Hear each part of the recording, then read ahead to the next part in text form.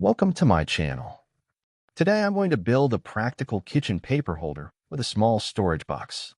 I build the holder from a pine shelf that is 1.8 centimeters thick.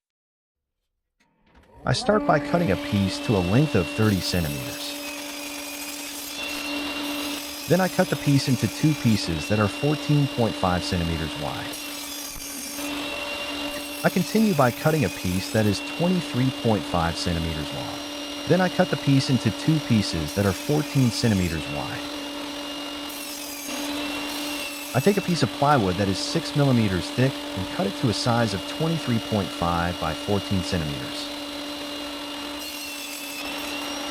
I adjust the saw blade height to 6 millimeters and place a stop block on the sled at the same distance as the thickness of the shelf. Then I make a recess on one short side of the pieces that are 30 centimeters long.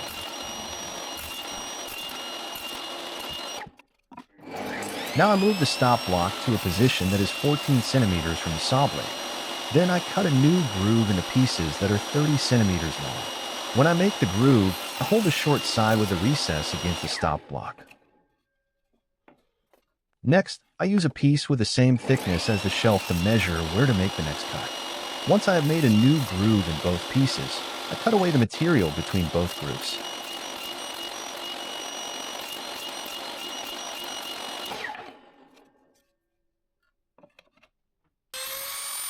Time to mill the recess for the paper holder. I have measured so that the center of the stick that holds the paper roll is 7 centimeters from the top and 7 centimeters from the front of the pieces. I mill the recess from the back so that it is hidden when you see the holder from the front.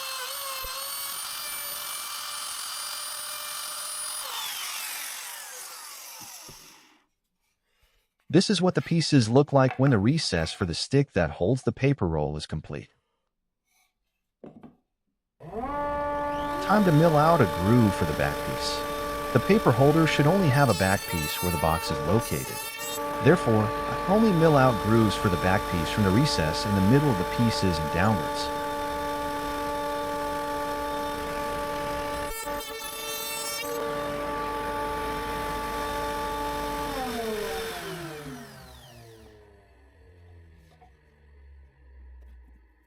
Time to glue the pieces together. I start by gluing the pieces that are 23.5 centimeters long into the recesses on the 30 centimeters long pieces.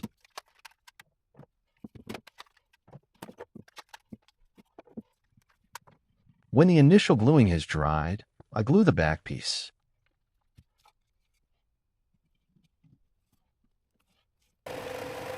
I round off the corners on the front of the holder so that they form a quarter circle. It will look a little nicer if the front matches the shape of the paper roll.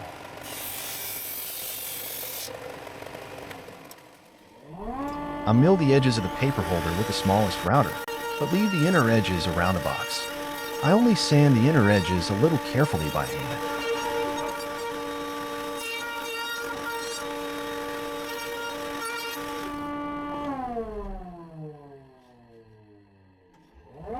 It's finally time to start with the box. I'll start by cutting a piece to a width of 11.5 centimeters.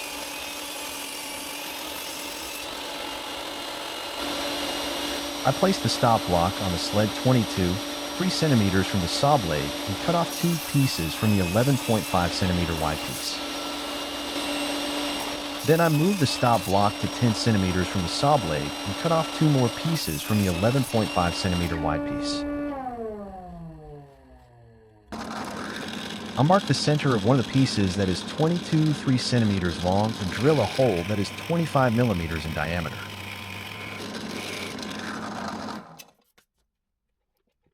Once the drilling is complete, I glue all four sides of the box together.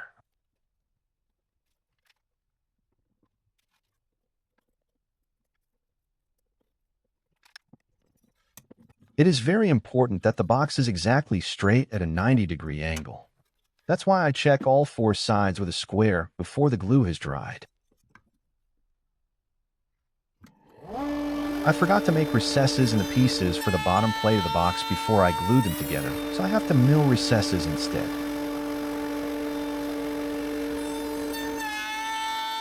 The router bit seems to have lost its sharpness as it is smoking. I will probably throw this away when I am done with the milling.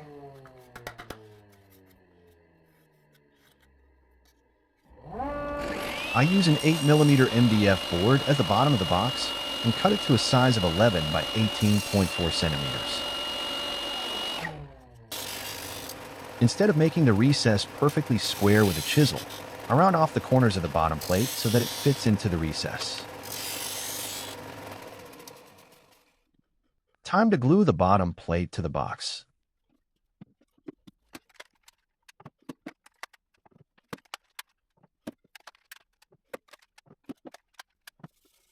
I have decided to stain the kitchen paper holder. I use a brown shade that is the same color as mahogany. However, the wood will not look like mahogany because the grain of the pine wood is completely different from real mahogany. After the stain is dry, I protect the paper kitchen holder with epoxy varnish. I almost forgot the most important accessory for the kitchen paper roll. I cut a round piece that is 2.7 centimeters in diameter to a length of 23.4 centimeters. After the kitchen paper holder has received 2 layers of protective varnish, it looks like this.